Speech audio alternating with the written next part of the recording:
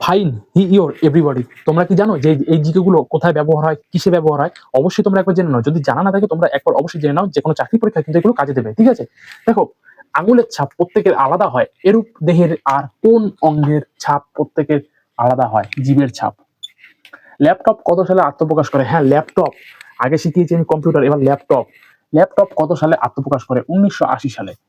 কোন দেশের 80% মানুষের পছন্দের রং নীল? আমেরিকানদের।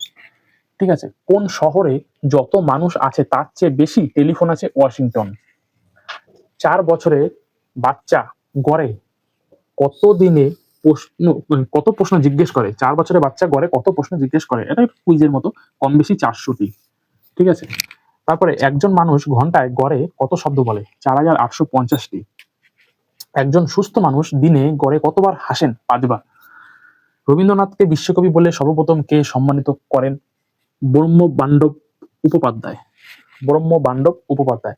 ইংরেজিতে স্কুল কথাটি এসেছে কোথা থেকে? গ্রিক শব্দ থেকে। রবীন্দ্রনাথ কি কি ছদ্মনামে লিখতেন?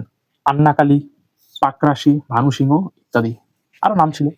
ডুবে যাওয়ার সময় টাইটানিকের জাহাজে কতজন যাত্রী ছিল? 2227টি।